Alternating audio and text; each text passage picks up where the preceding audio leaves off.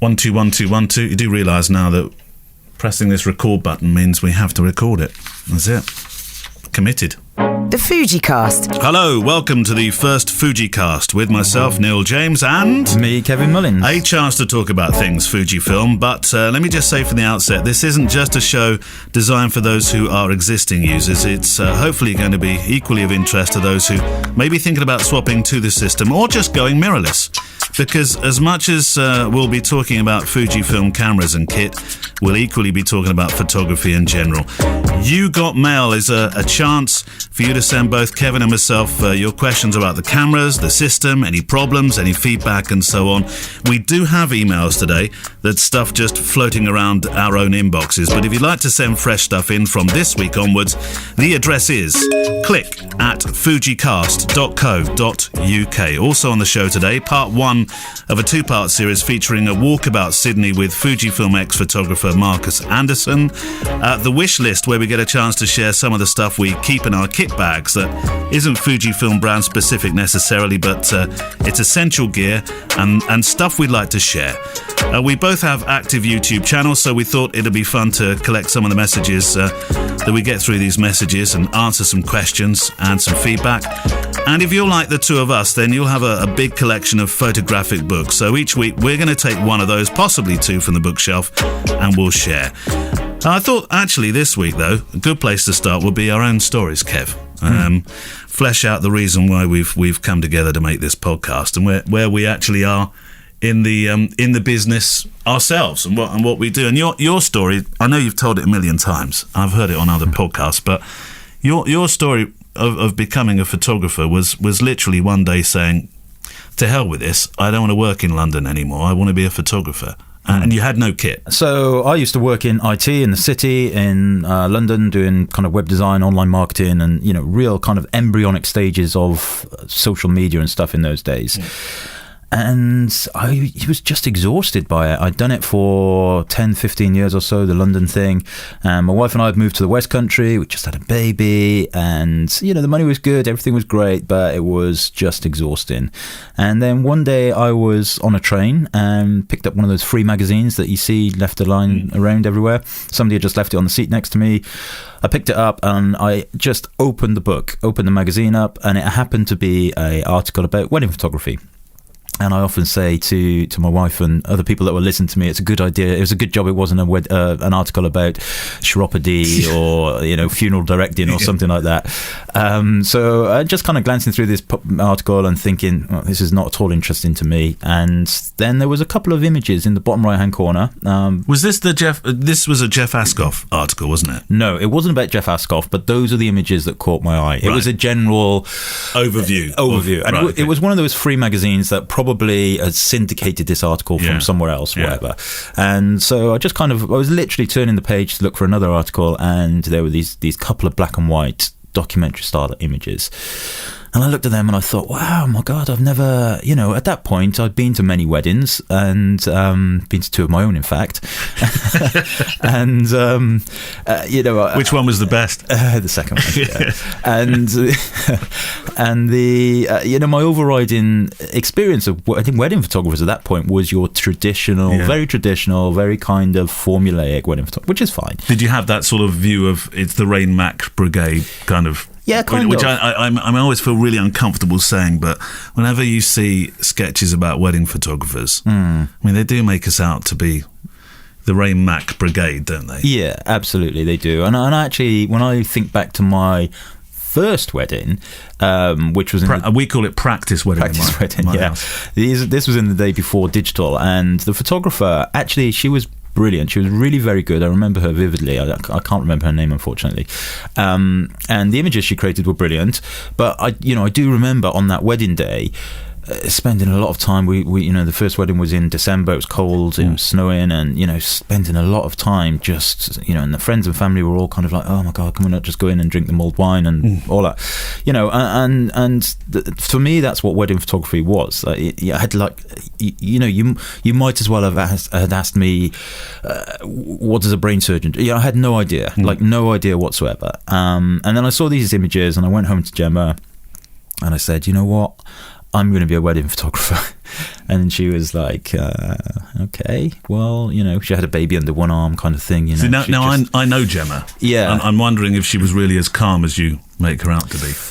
No, not quite. So she was like, well, in fairness, she will support me in anything I do, but she has a very sensible head. And sensibly, she said, you don't even have a camera. You've never done it before. You've never taken professional pictures. You're really quite miserable. And you say that? Yeah. And probably not the thing that she wanted to hear when I came home. Yeah.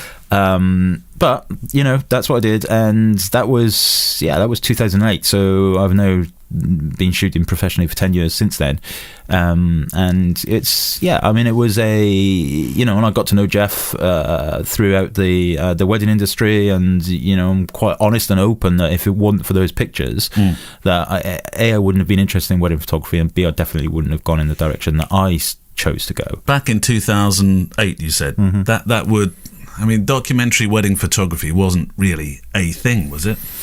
Not that I'm aware of. Not the way it is now. No, absolutely not the way it is now. And that's partly because, those that shoot, well, anybody who shoots weddings, obviously, you have to be very skillful. But I think back in the day when you were shooting film, us as documentary style photographers, we shoot a lot of pictures. We shoot a lot more pictures than we give to the clients. That's just par for the course. And when you're shooting film, they couldn't do that. Well, Jeff was a Leica shooter, wasn't he? Jeff was a Leica shooter, so manual focus, film photography, delivering candid images, and that is a talent that I certainly don't think I have. I could do that. In fact, I know I couldn't do that. I couldn't do that with that kind of pressure. What's your number now? My number is something like 466, right. 466, 67. Certainly over 450 now. You do keep account of it? I know I've got a count of mine. I keep account of it in the fact that it's in my little database, right, that has all of my bookings in it. Yeah. But it's probably not exact science, because there are some cancellations that have fallen out of that link and all that kind of stuff. So but there it's certainly over 450. I know when I started photographing myself, I had no intention on becoming a wedding photographer. In fact, the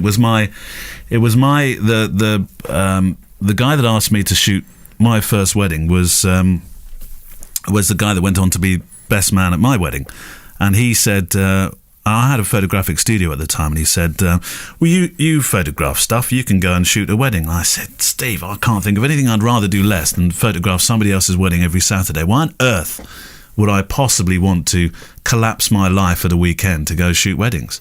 But it's funny how you get sucked in, isn't it? I mean, that was roughly around, just a few years before you, 2005, 2006. I shot 3 weddings for free. Then first wedding, I think, was £600-700. But I had no intention of becoming a wedding photographer at all. But once you start shooting them, you kind of get sucked in, don't you? Yeah, and I remember a similar story actually with a friend of mine at another one of my old rugby friends was getting married, and I was chatting to somebody who at the time was the only professional photographer I knew, and he was actually a medical photographer. So he would take pictures of livers and kidneys on the Thursday, tumours and all kinds of horrible things like that. Yeah. And which actually, when I spoke to him about it, was quite a technically challenging job. Don't tell me he shoots weddings. No, he never shot weddings. In fact, he went on to be a physiotherapist, I think. Right. But yeah, I vividly remember at that particular wedding where I was a guest speaking to him, and he was saying, you'll be able to shoot weddings soon. And I was like, no, why? I play rugby on Saturdays, and I'm never going to do that. And you're right. So hang on a minute. You decided you were going to become a photographer, but you hadn't actually considered the fact that you were going to have to give up rugby. Well, I mean, I was at that age where I was kind of not playing so much these days, right. And we'd moved away from London, and I used to play rugby in London, and yeah, so that was all petering out, I suppose. The biggest challenge for me was that I had this I had my own business in London doing websites and stuff. And at no point did I ever want to have a crossover. I didn't want to think I've got to traipse to London Monday to Friday, sit in this office in Mayfair, and then and think, oh my God, I've got to get ready for a wedding, and then rush to another part of the country. So when I started thinking about it more seriously, then I was a contractor in London, so I just ditched that, and that was coming to a natural end. Also, that contract I had, so that came to an end, and I think I shot one wedding I think I shot two weddings. One that was free, just like you said, and then my first paid wedding. They were the only two that overlapped with the previous job. Do you remember what you charged for that first one? £600. 600. Yeah, okay. £600. And I remember I was mad because obviously my job in those days was websites and stuff. So I put my website up. I used the pictures that I'd done on my first wedding as the kind of portfolio stuff. Put this website up, and within a couple of minutes it was ranking number 1 on Google for Wiltshire wedding photographer, and within a couple of hours I had my first email. Wow. and ping, are you available to shoot this wedding on and it was the day before my birthday, the wedding, 9th of August 2008, and I was like, crap, what do I do? So I just replied going, yes, yeah. Did everything wrong, of course. The whole thing was just the wedding was fine, but the planning and prep and everything else about it was carnage. But they were the only two that crossed over with my previous job. And I wasn't in that situation where I didn't have luxury of money in the bank or anything. It had to work. If it didn't work, I would be going back to London or doing something else. So did you give? I felt like a visitor for the first 3, 4, perhaps even 5 years of my business. Did you give yourself a time? Was there, right, okay, we'll try this 3 months, 6 months, 9 months, 1 year? Kind of. I guess what I did was the thing that many people don't do, which is I did actually set up a business plan right at the beginning. Right. And that business plan is, I always say that, like, business plans are like IT specification documents. You start at the end. So let's just say, for example, we're going to build a website or a project or an application or whatever that does something. You can't build that website or that application until you know what the end goal is. So the website is to produce a report that documents X, Y, and Z. So you know what that report is. That's your end goal. And the website is designed to achieve what you already know. You know what you need it to do. And that's the same as a business plan. So a business plan for me is I need to earn this amount of money and I need to be able to give myself a certain level of lifestyle. So that is the first thing that goes into the business plan, rather than I need to get 16 weddings, or I need to get enough money to buy a new camera or whatever. The business plan is I need to make this much money to live off, and that's everything else reverses from that, comes from work backwards. So I knew exactly how much money I needed to make, but I didn't know how that was going to fathom out, how it was going to work. Of course, you don't know whether you're going to get 10 weddings, 20 weddings, 30 weddings, 40 weddings. So you can't just say, I'm going to charge £600 per wedding, for example, right at the beginning, because if you have a finite target financially wise, you might never get there. Or as happened to me in the second year, where I ended up shooting 70 weddings because I wasn't charging enough, but they just kept coming in. Yeah, because you went from 0 to 70 very quickly. I did 6 or 7 weddings in that 2008. Yeah. And then bang, next year. 2009 I did 69 weddings. Yeah. Yeah. Have you done that many since? No, God, no. Yeah, I mean, my business was very much built upon doing lots of weddings, so I know what that feels like. Yeah, well, you shot, what's the most 86, you shot? The most in a year. 86. And that year should have been 93, 94, but there were a stack of cancellations of people just splitting or postponing weddings to the next year or whatever. So, 86. That's a lot. Yeah, yeah, it was a lot. I'll give you that. Fortunately, I was being helped with retouching at the time as well. So, what's your average now? What's your a lot less? And in fact, this is something we're going to talk about next week, which is the state of the industry address. I shoot a lot less weddings, and part of that is I don't want to call it natural wastage, but I've lost bookings because there are more wedding photographers around. Mm-hmm. There are some very good wedding photographers around that aren't charging an awful lot of money. Mm-hmm. They might live with their parents. They might not have they might not have the financial expectations that I have. For all sorts of reasons, they're charging less. And I can't help feeling there is a bit of a race to the bottom in terms of professional fees. But I thought we'd discuss that next week and sort of the state of the industry. But I certainly shoot a lot less weddings these days. So this year, last year, it was 2018 rather. It was 53. So, but that's come down from 86 to 80 to 70, 60, and now I'm in the 50s. And who knows? I mean, this year might be the 40s.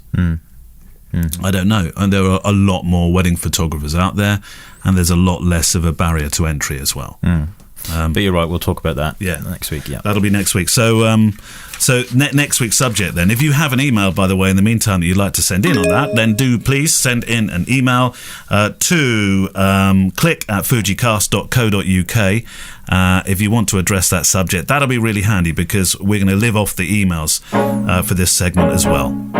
So this week on the show, we're going to have part one of a two-part series featuring a walkabout Sydney with Fujifilm X-Photographer Markus Andersen. You weren't that aware of Markus's work, were you, before? No, not really. Not until you mentioned you were going to speak to him.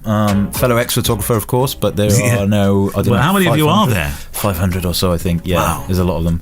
Yeah.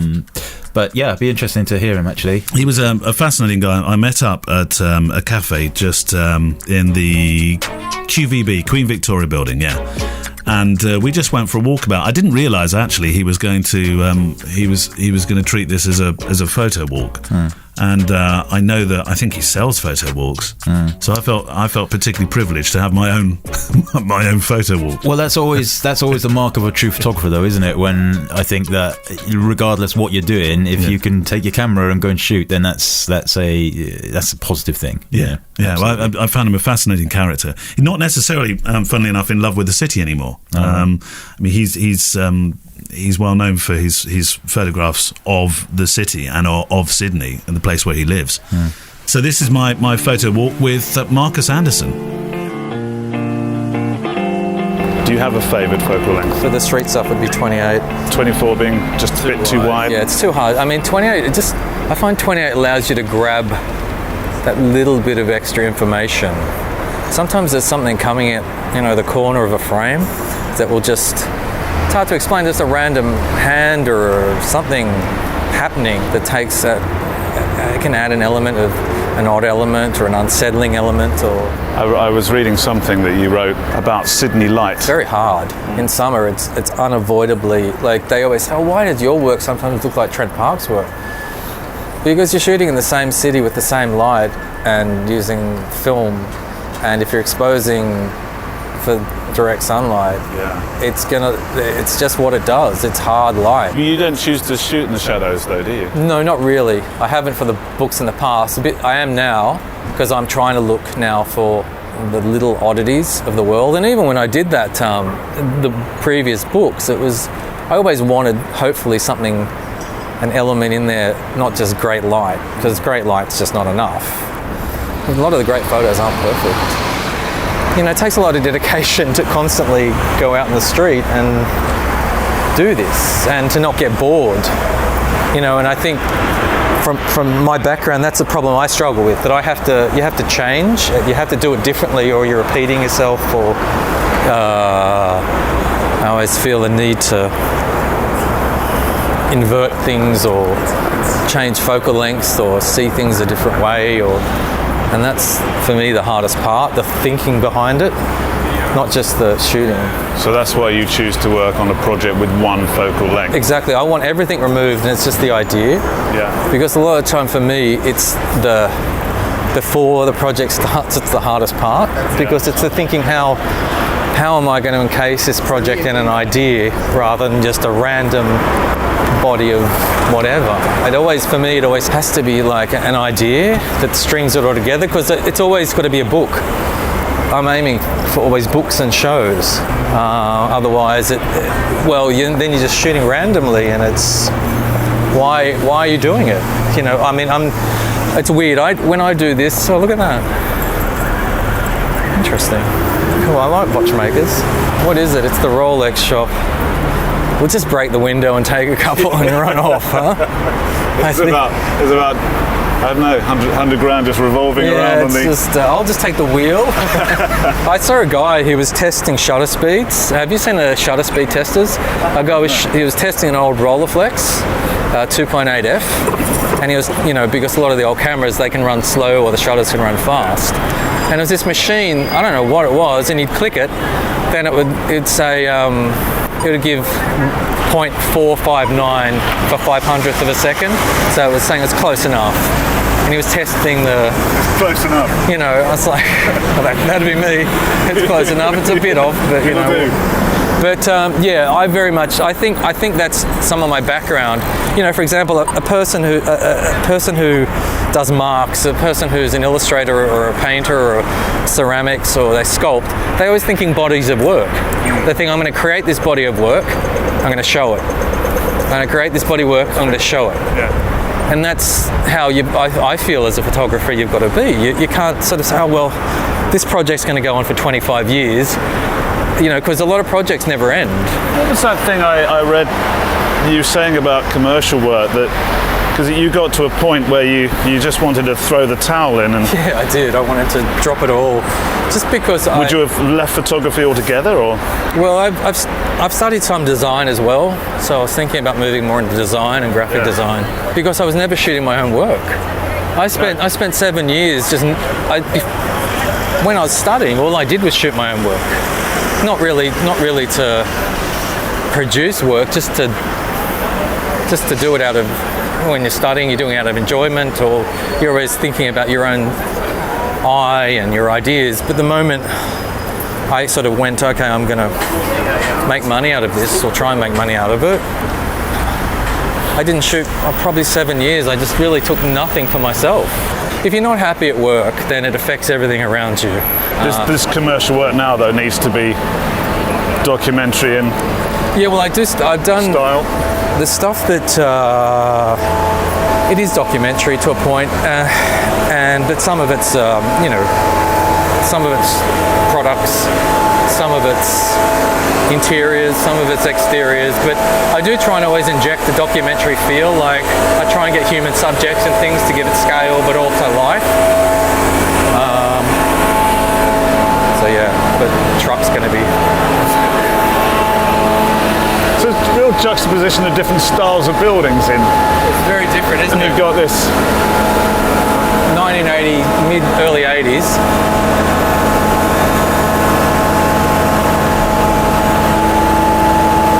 We've got early 80s. I'm taking photographs. Yeah, I don't want it to be about me. I want you to sort of enjoy looking.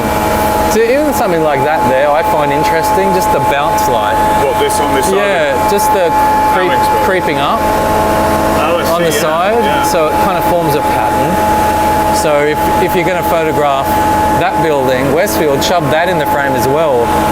So it creates kind of like something more, those elements of being a bit different. Yeah. Where, you just, it's just a little added bit of interest, but don't you get that bounce light and hear from I think it's from those things there, and it goes off under that and down there, but then you get these kind of really nice sandstone buildings. That's a feeling you get from your photography, actually, is that you look up. Yeah, I do. Yeah, I do. Well, I guess it's also that, I don't know whether you'd call it, bring my art school stuff in, more of a modernist thing in that you pull all the information away from certain subjects just to create a plain background. Like that's Max Dupain photo, the Sunbaker, that's a well-known photo, and the angle he shoots it on, there's no other information apart from the Sunbaker. So it's, when you shoot up a lot of the time, you're pulling out all the information around. It's just becoming sort of an abstraction. Yeah. And I find that interesting sometimes in street photography. I like when you kind of collapse perspective and you shoot from that angle, and all you're going to get are those lines and just the edge of that. And then you're waiting for someone to walk into frame who's interesting or different or has something unusual about them. Yeah. And you just almost, it may not be the best photo in the world, but it could be a photo that works as a page, or it works as not everything has to be a earth-shattering image. Sometimes it can just be an image about mood or feeling. It's quite refreshing to hear somebody with your experience say you don't have to look always for an earth-shattering No, it's not. frame. Because you honestly don't know where it can fit. You know, it's like if there's a 2-hour, if you have a piece of cinema, motion picture for 2 hours, in those 2 hours there are the shots of cinematographer shots that are sort of the money shots, the incredibly constructed, but not every frame is going to be that. Some frames are tight shots. Yeah. And they're still strong images, but they're not, they're there to tell the story. And that's why I think a lot of people, you don't know, sometimes it can be just so random what you're going to photograph. Like, and me personally, I pre-visualize so much. So I'm walking up here, and one thing I do in my brain, it's really weird, and probably all photographers do this. So you're walking up to this guy, there's a man sitting on a seat, lying on a seat here. Yeah. You kind of, your brain is almost, you're already at the seat, so you're looking at him, and you're seeing where the light is behind him, so you're pre-visualizing whether it's going to work. You know, I do that a lot. Sort of, it's almost like you transport yourself up to that position before you get there and presume to see what you're going to see and whether it's going to work or not. It's a weird thing that sometimes I've done. This almost seems a Markus Andersen picture in terms of the fact that he's lying on this seat, but he's bathed in the sunshine, and either side of him is complete shadow. Yeah, there's shadow, but there's also, you've got other subjects. You've got the trees there that could add an element of kind of not that it's a great photo, but at the moment he's not clearly defined in the so if you go up here, see, he's aware, but you can just grab a sneaky, and sometimes you can do it, and you can just. Did you grab a sneaky one? I tried to. I don't know whether I got it though. It's quite wide, this lens, and I really do need to move in closer. But the second I move in closer, too close, in this they'll become aware of me.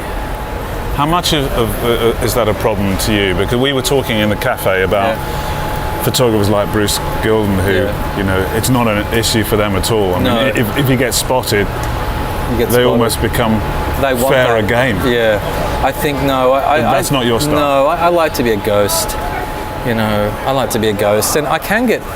Like here, because there's not a lot of people, people are aware, but for example, so I find that interesting, just the cigarette that's been left there. So that to me would be a really good photo. For example, you take a photo of that, and it's not a great image, but it could be used for something. I could use it for something. It's in there, I don't know, I could connect it some way in a book. So you're almost cataloguing as you go Yeah, I do, I very much do, and I think, well, that can, as I said, it doesn't a lot of the time it's, because I want to think in bodies of, I want to think of as a narrative. So it's no use me just going around, I'm trying to get great photos today. Well, the odds are if I'm trying to get great photos today, I'm not going to get it. It takes a long time to get something strong. More from Markus next week. We'll have part 2 of that walk around Sydney.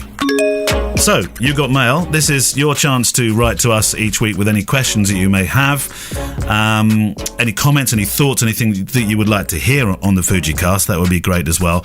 I think, Kev, you can kick off with the very first one. Okay, cool. So a few weeks ago I actually did a Q&A on my own YouTube channel, and I had a lot of questions that came through. So I answered some on there, but there was a whole load more that came through that I didn't get time to answer. So I'm just randomly actually looking through the questions that were sent to me for that, and I'm just going to pick one randomly here right now, because until we get the emails coming through to the podcast, then we don't have a kind of body of these. So send the emails in, that would be great. I have one here, and it's from somebody called Mount Keen. YouTube is always great for the amazing names that people come up with. And the question is, hi Kevin, how do you deal with low light at weddings, particularly after a ceremony when the festivities start and you're either attempting to work with a wide depth of field and therefore a smaller aperture, or you want a bit of subject movement but not make everyone blurry? And so my answer to that, I guess, is it just because one photographer works in one way, it doesn't mean for sure that that's the right way, or certainly not the only way to do it. And I've always been a lover of analog looking images. So I've embraced grain, I've embraced noise, so I'm very happy, especially now with the new breed of Fujifilm X-Trans sensors, to be shooting at 12,800 ISO. I'm more than happy to do that if I absolutely have to.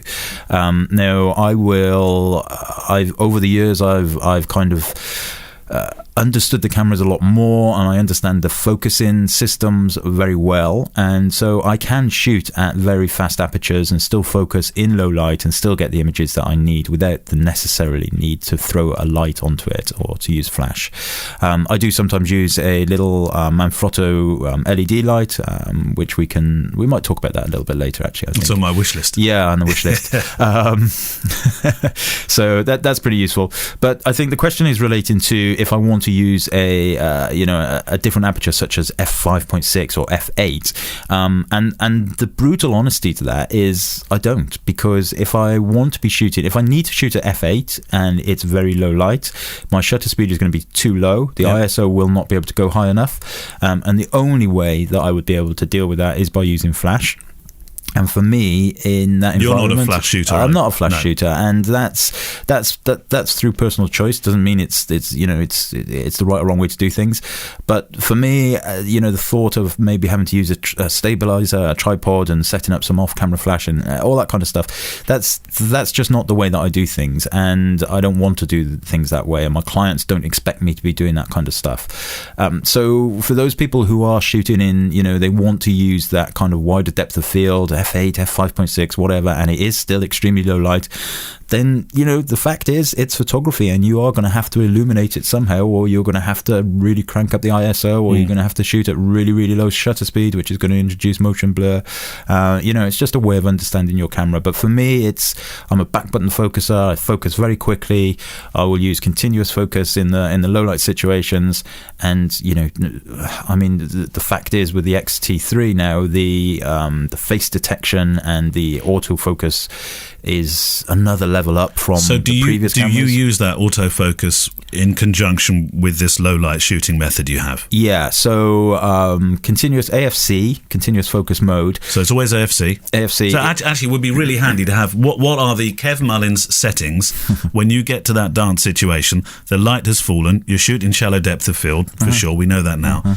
Is there a typical setting including focus that you would use? Yeah, so I would use AFC. Yep. I would use the fastest aperture on the lens. So if I'm using the 56 1.2, it will be at f1.2. If I'm using the 23 1.4, it's going to be at f1.4. That will bring down the ISO as much as possible. I pretty much shoot everything on auto ISO at a minimum shutter speed of 1/125th. Right. Now, if when I'm testing the getting ready for the first dance, for example, if my auto ISO is pushing my shutter speed down really, really low, lower than the 1/125th, because in auto ISO, by the way, the minimum shutter speed is only the recommended minimum shutter speed. It will go below. It will go below. It will never exceed the ISO, but it may well have to go below the shutter speed. So in that case, if that's what it's doing, then I may drop it down to 1/60th or 1/100th or whatever, depends on the lens. And CL, continuous, high speed burst, but in the low level, because you have CH and CL, confusingly. The lower of the two. Which CL. I think is about 3 frames per second as default. And that's absolutely fine for the first dance. It depends a little bit on what they're going to do. So I will always ask the DJ beforehand, or the band, what's the first dance? And normally it's something I've never heard of, because I'm about 150 years old, and everybody else is. Unless it's Lady in Red. Yeah, I know that one. Lady in Red, yeah. And so really, what I'm asking them is it slow or fast? Yeah. Is it a slow or fast dance? Are they likely to be doing some kind of funky routine where the groom's throwing the bride over his head, and they're doing kind of bends and swan ducks and all that kind of stuff? In which case, I will, that does make me work a little bit differently. But generally for the kind of shuffle dancers that most weddings seem to have, where the guy is really totally unimpressed about having to do this, it's pretty slow. And so continuous focus, fastest aperture. I'll use a wide lens and a kind of telephoto-ish lens, so the 56-23 almost always, occasionally the 16 depending on what's going on. I'll normally shoot with my back to the band or back to the DJ. Yeah. so I can get the context. So the light's going with you? The light's going with me, but also I've got the context of the people in the background. The people in the background, not the band, staring at their mobile phones. Yeah. See, I'm the other way. That's the time the flash comes out. So it'll be ISO 2000, manual flash, manual power. Yeah. I use a 10-24 lens, f11. I will have pre-focused. Yeah. And I just know that it's going to be all right in front of me. And generally, that works for me. Yeah. Of course, a lot of people do amazing stuff like that. Yeah. I mean, we shot a wedding together recently. First time. I've only ever had 2 second shooters, or I've only shot weddings with 2 other people, I should say, in all of those weddings. And you and I shot one recently, and it was really interesting because I think right up until the dancing, we were pretty much identical in our approach and our styles. Then I went and spoiled it. And then the dancing, and you pulled out this thing, and I was like, whoa, what's that? It's a flash, Kevin. Yeah. I was packing up and getting ready to go in the car, and you were there dancing away. I don't think I was dancing away. No, it's taking during the dancing, yeah. There we go. So there's your answer on that one. I've got a slightly more, I suppose, complex one here. This is from Martin Shelley. I recently found you on YouTube.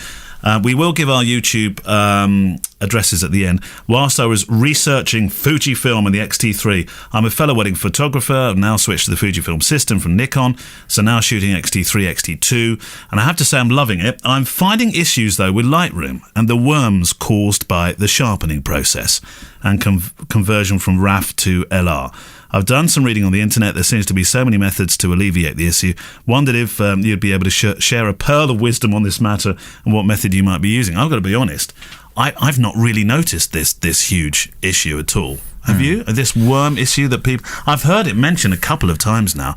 When I look back at it, I'm thinking, no, I'm not really seeing this. Yeah. Am I not seeing something everybody else is?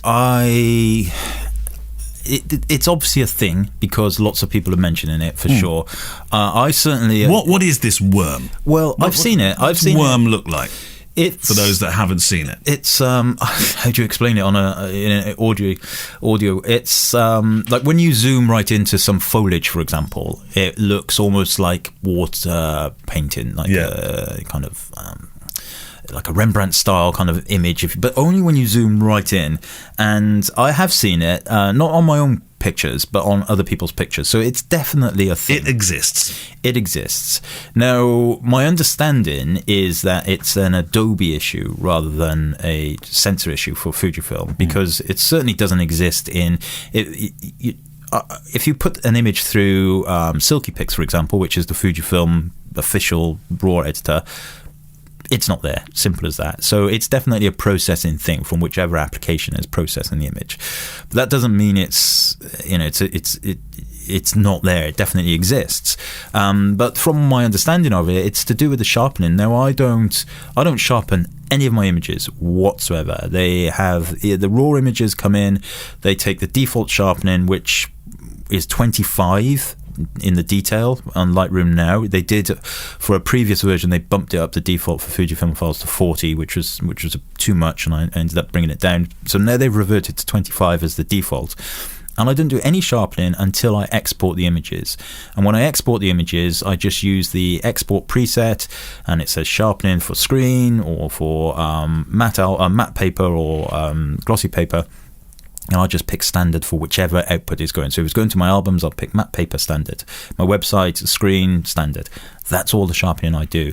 And I do think that it's people who are perhaps, well, maybe not, over sharpening is probably not the right word to use, but are sharpening in an aggressive manner to try and get a look, and that's having this kind of impact. And I was always told that sharpening is the last thing you do. It's the thing you do right at the very end. Yeah, it always you do has been as the it? output. Yeah, absolutely. So, sharpening, grain, output. Yeah, exactly that. And so perhaps that's what people need to do. Need to look at it. It exists. It's definitely an issue. Too many people have mentioned it for it not to be an issue. But of course, don't forget in the online world. I have these kind of emails all the time where, people send me, say, the worms. What about the worms? There's worms in these images. And I'm like, well, send me some of your images and I'll have a look. Oh, well, I haven't actually experienced it, but I know it exists because it's been on the internet. And so, for it does exist. I'm not trying to kind of gloss over it, but for every one person that it does exist for, there's probably 3 people who are saying, "Oh, yeah, it exists, and it's a problem," but they've never experienced it themselves. Do you mean they're looking for the problem before they? Yeah, perhaps. But it sounds to me like Martin has found this problem. I mean, absolutely. Yeah. I'm not. I 100% agree. It exists, definitely, but I think it exists in pretty rare circumstances and for pretty specific types of images.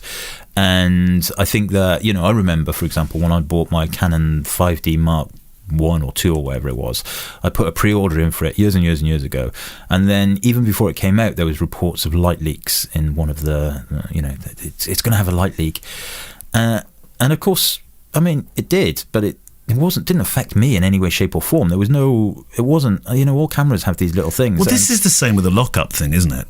You read over on I have had lockups, yes I have. Yeah. And I must admit I've had more lockups with my Fujifilm kit than I ever did with my Canon kit. Mm-hmm. It's something that happens. Mm-hmm. But it doesn't happen every shoot, and it doesn't happen every week, and it doesn't happen every month. Mm. And sometimes it'll be because I've been changing a load of settings, and then it'll have a moment where it says, well, wait a minute, just restart me, please. Mm. But it's a real issue to some folk, isn't it? Yeah, I mean, for sure. Like going back to that Canon situation, it worried me a little bit that actually there's reports of these problems with this camera, but it had no impact whatsoever. And I think people are looking for the perfect camera or anything in life with absolutely no defects, no problems, nothing. It's the perfect thing. I'm going to spend my it's never going to go wrong, £2,000 or whatever it is, and it's utopia. It's what I've been looking for all my entire life. And actually they often then have they read about things and they see like the worms or the lockups or whatever, and that affects their decisions. Now that don't get me wrong, if things are major and there are issues, then absolutely, you want to have something that's working as good as possible. But things like the worms to me, it's a non-issue. It's absolutely a non-issue because it's a software thing. It's not the camera. It's, there's a lot of people on the internet that will say, oh, I've got worms on my images. And, but, for every one person that says that, there's probably 10,000 people that don't. And don't go on the internet and go, oh, I don't. I can't say it's something I've noticed coming out of, my workflow at all. I'm going to throw another quick one in, if you don't mind, from John, before we've got one of yours. John Burridge, just renewed, I like the way he said this, just renewed my vows with Fuji by getting the X-T3 as well. I'm dipping my toe in the world of video and wondering about gimbals. Any suggestions for the Fujifilm user? I'm going to throw one straight in, which is the Came TV gimbal. I've been using it for 3. In fact, I think I used that to shoot one of your Fujifilm films. Yeah, I think you did. The X100F. I think that was the first time it came out. I remember sitting in a pub with you in the Soho area. Yeah, in the Soho area with another gimbal. What was it? The one that was unpronounceable. The first Zihan Crane, I think it was, wasn't it? Yeah, that was my one. That was your one, but that was your first one. Yeah. And that one, I remember, I mean, it would have taken somebody with a degree in engineering to understand how this thing balanced. Yeah, I got rid of it. Yeah, but you've got so my one is the Came TV. Love the Came TV ones. Think they're fantastic. They're resilient. The batteries just last forever. And yeah, I can't say enough good things about it. Really simple to use. I know DJI have a new one out, which looks really, really good. You didn't buy the DJI one, though, did you? No, I actually went back to Zihan, okay, and got the new Zihan 2 or 3 or whatever it is. And that one's perfect, isn't it? Well, I'm sure it's perfect for the people who know what they're doing with it properly, which I probably don't. It's fine. It's very good. It actually does what it needs to do. But I've not really spent that much time with it. I haven't really used it as much as possible. However, it is a lot better than that first one. The stabilizing and calibration of it is much easier, much easier. All right. That was always my problem. How long would it take you to get up and running with the stabilizer if you had to recalibrate everything, stick a different lens on it, and it'd fall off, and that. Yeah. Right. Let's have a good trolling. The length people will go through to justify gas. Quite sad, actually, unless you're sponsored, of course, Neil, in which basis I'll happily blast each and every one away with a Canon EOS R. Phew, is that baby sweet. I can use all my EF and EFS glass.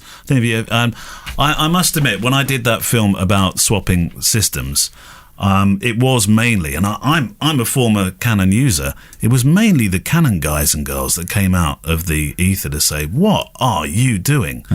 But I must admit, I've been really disappointed with the offering of the Canon mirrorless offering, and I was really open-minded to the whole thing about the Canon system. But it's very expensive for a start, and this is another thing we're going to address next week, this sort of barrier to entry.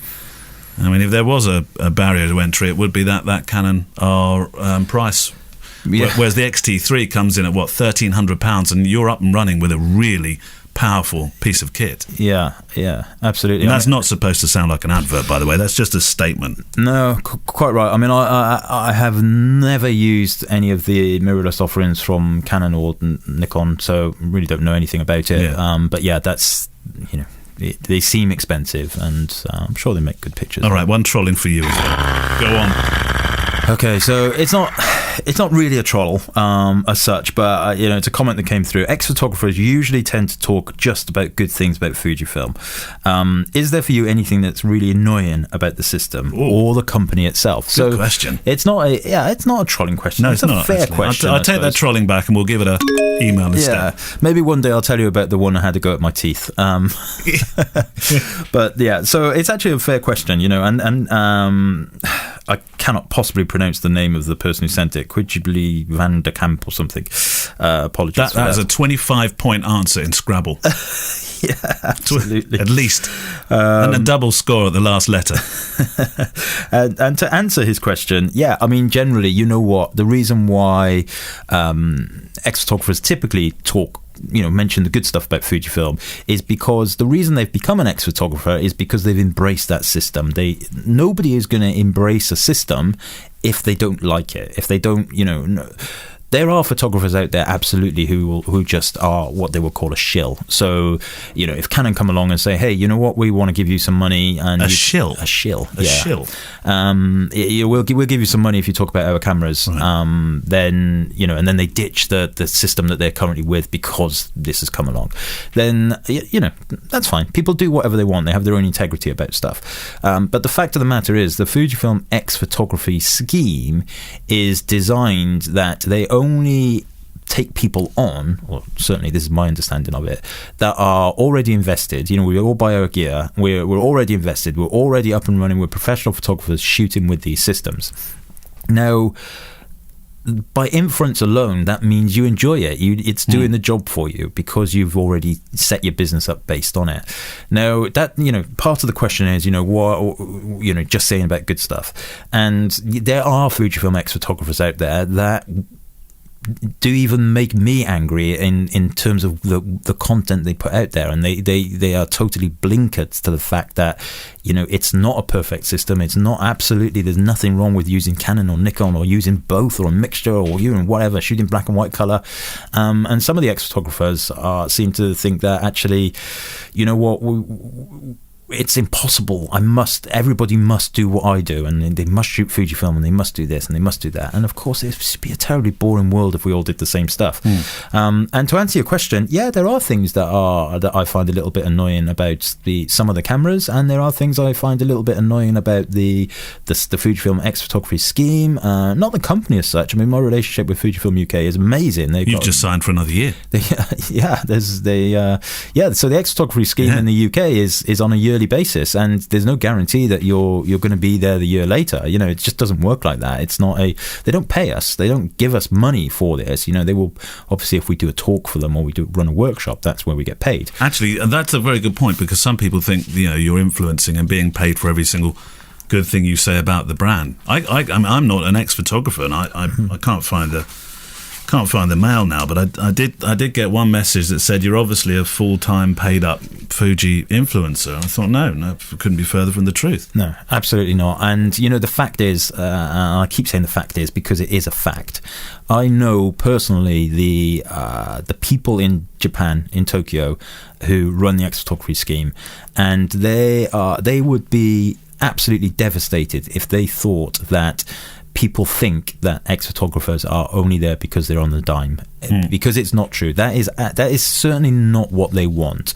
They want ex-photographers to, of course, be evangelical to a certain point. You know, they're not going to select people who are going to say negative things or overly negative things, but they want them to be real working photographers. And if you look at the ex-photographer website, there's something like 500 photographers on there now. Not all of them, in fact, many of them, a vast majority, I would say, don't have a huge social media reach. They don't do workshops. They're not what you would call a well-known face in the industry. They are just general photographers, and Fujifilm like their work and like the message in their pictures and like to showcase their work, and that's really how it works. And I mean, going back to the question about any negatives, I think there are too many ex-photographers on the scheme now, and that doesn't necessarily mean because it gives me less of a footprint or less of an opportunity.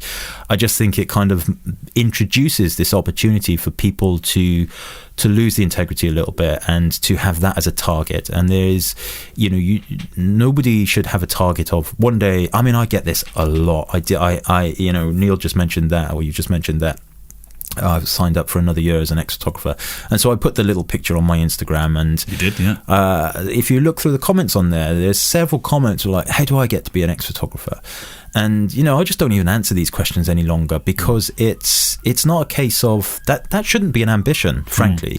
The ambition should be, you know what, I want to build a business. Well, I think that's maybe because they think they're going to get shiny new gear. That's what that's about. Perhaps I don't know, but just feeling to be loved.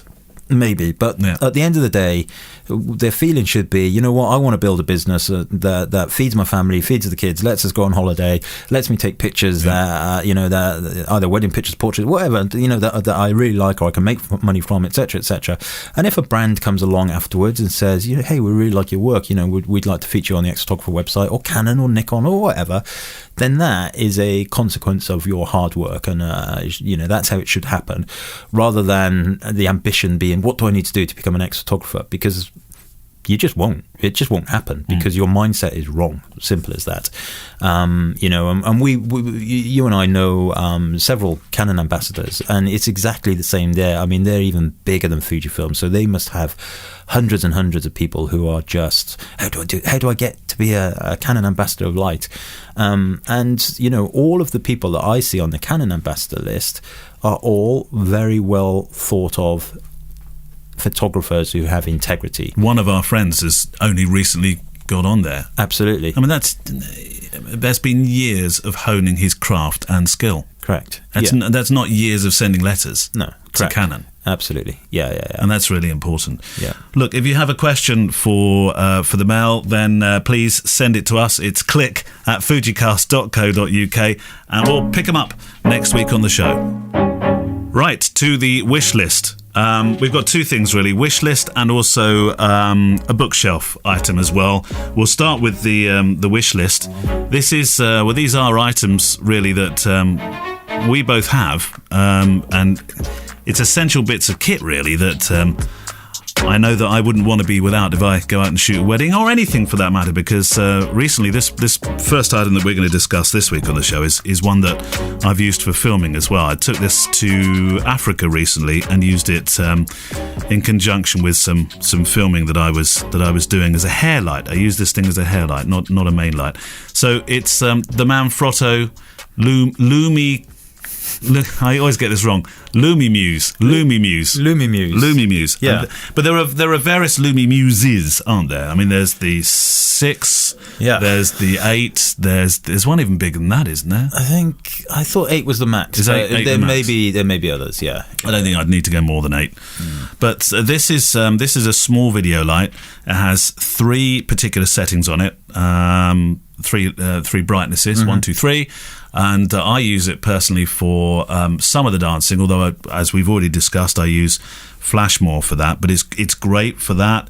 I've used it a few times for illuminating, say at a wedding, a cake. I've used it for that. I've used it filming. I find it really useful. And the best thing about it, by the way, is it is tiny. Yeah, it's great, really cool. And I stole the idea from you because that was the one you used. Yeah, I mean, this has been in my kit bag now for, I don't know, maybe 18 months or so. When I don't know where I first found out about it. Little tiny LED, really light. I charge it. I mean, we're done now for 2018. I charged mine once. I stuck it in the USB charger once. Once? Yeah, but you use this thing a lot. Well, I don't use it that much. I mean, if I can get away with not using that, I won't use it. Okay, I had this idea that you were using it every single wedding to at least illuminate the first dance or something. No. Okay. If there's enough available light or DJs or whatever, then I'll use that. So, yeah, I mean, it's single charge. It's a standard USB charge cable, so you can charge it from anything. And it's pretty brisk to charge up. I used mine on that video shoot. I used it as a hair light. And I think I put on, because it comes with some gels as well, so I warmed it up. And I think I must have used it for at least half an hour. And there was no problem at all. No. Still had plenty of charge in it. Yeah, mine just keeps going, and it's just really light, and it's got a little hot shoe mount, so you can stick it on the hot shoe if you want. Typically, I think you're probably the same. I do. Camera in one hand and light in the other. It's brilliant. It's excellent for like when you're back in the car late at night and you've lost your stuff. You just flip that on, and it's a little car light. And if your headlights fail, you can even use it for the front. Perfect. Yeah, brilliant. All right, that's our wish list for this week. Book. What one have you brought in? You brought a couple, but I don't know which one this is. So I've got. It's not Martin Parr. Martin Parr for another week then. Martin Parr for another week. Yeah, I love photo books. I've got maybe 300 of them now. You are a real collector. Yeah. There's only one person I know who has, I think, more books than you, and that's Mark Seymour. Yeah, Mark. In the UK. Yeah. In the Thames Valley. He has a really impressive collection. Yeah, no, good. I mean, they're so important. And the one I've got today is a photographer called Bob Mazzer, and it's just titled Underground. And it's such a simple book of pictures that he took on the Underground, on the London Underground. And they are simple pictures, documentary pictures, and some portraits of everyday life. And the reason why I invest in these types of books, and the reason why I love looking at them, is because they give us an insight into the past. And sadly, I think that insight is going away. I think that, you know, these days, if you look at specifically, if you pick this book up, but any book where the pictures were taken in the 70s or 80s or 60s or whatever, these days, if you start pointing your camera at people, you know, you get are you allowed to take my picture? You shouldn't be taking pictures of me, blah, blah, blah, all that kind of stuff. And you know, that discussion is for another day, perhaps, that whole kind of ethics and legalities and all. Do you not think he suffered from that as well? Perhaps he did, but the fact is, if he didn't take these pictures, we would no longer be able to look at them. And imagine, you know, how can we send our kids to school and then go to history lessons? You know, in 30 years' time, our grandkids go to school to history lessons and go, oh yeah, so this is what the 2000s were like, but we can only read about it. We can't show you any pictures because we weren't allowed to take any. Nobody's allowed to take pictures of people in those days. That's a terrible thing, an absolutely terrible thing. And you know, I the simple street photography style pictures, not necessarily commissioned work or anything, but pictures that tell us about these people. I mean, I'm just looking right now at one image. It's a guy in I would say this has got to be early 80s, in a stripy top, in front of a passport booth. There is nothing about that picture whatsoever that is, kind of telling us anything necessarily, but it's a picture of the time and the date and the person, and you know, we get an idea of what people wore, we've got the background, the old photo booth color poses that we probably all remember, 4 poses for £1. Imagine that in 4.5 minutes approximately. All of that stuff that if you took a picture of somebody stood outside a photo booth now, you know, there would be issues. There would probably be issues, depending on how you approach it and, you know, what you're doing, etc. But I just find it really, really hard to believe that all of these pictures now, you know, Neil and I are looking at these pictures right now. If they didn't exist, if these little moments stolen from time were not photographed, how would we know? How would we know? Well, I'm looking at the Vice site, and a lot. He was asked the question. Some of your photos feature kids messing about, jumping over closed tube barriers, that kind of thing. Were you a bit of a rascal in your youth? And he says yes, he was, and he probably needed to be a bit to to be fascinated by this culture. I mean, this is a Friday night on the tubes with young guys. Yeah. Doing what young guys get up to. Yeah. And I love this particular photograph of a girl sitting opposite 6 lads who are all flashing a V sign at the camera, and she looks completely unimpressed by them. It takes an eye to find that. Yeah, absolutely. And it does take an eye to find it, and it takes courage to take those pictures also. But if he didn't, we wouldn't have these pictures to look at, and that's something I think that's worthy of a conversation piece in another episode maybe. But it's it's a real fear. We're chuckling at that picture that's on the screen now in front of us. It's a real fear that this kind of stuff goes away. And of course, people these days say, oh yeah, but there's nothing to take pictures of because everybody's just got their face in their mobile phone. But actually that becomes that's a subject in itself. Of course, yeah. So in 30, 40, 50 years time, when pictures of people on their mobile phone, people will look at those pictures of people on their mobile phones and think, my God, what were those funny things when we've all got in their eyes? We've all got chips in our brains and we don't need to use them anymore. Exactly, yeah. And so they become documents of the past as well, and that to me is so important. And that's why I love these books, and that's why I picked a very simple book, beautiful pictures, well-known photographer, and it was Bob Mazzer, perhaps. Mazzer, yeah. Can I just ask if Gemma knows you spent between £150 and £400 on that book? Because I'm just looking at the prices today for that hardback of that book. Is it really that much? Yeah. Anybody want to buy it? You didn't spend that much, did you? I'm sure you can find them for less money. Yeah, I don't think so. It depends if it's a first edition. I do actually love it. It might be. Yeah, I think these are signed editions as well. Maybe I think. Mm-hmm. So there we go. That's the bookshelf book for this week. The FujiCast. Calling time on today's show then. It's been quite a long one actually. When we sat down originally, we said, well, how long should this be? Half an hour? 20 minutes? 40 minutes? It's easily gone over that, hasn't it? That's my rambling. No, not at all. It's important. If you'd like to check into our accounts and stuff, see what we've got, I'll let Kev run through his first. So I'm on YouTube. If you just search for my name, Kevin Mullins, you'll find me on YouTube. My Fujifilm and personal photography website is f16.click. That's f16.click. And on Instagram, it's Kevin Mullins Photography. You'll find these in the show notes as well, of course. Mine, if you're searching on YouTube, is just Neale James, Neale, funny old spelling, Neale James. Also, if you go to the website, which is neiljames.com, I also have a commercial one, which is breathepictures.com. So that's it for this week. If you'd like to send some emails in, that would be fantastic. Click at fujicast.co.uk. That is the email address. Click at fujicast.co.uk. And on next week's show, we'll have part 2 of the walk around Sydney with Markus Andersen. Thank you. See you next week.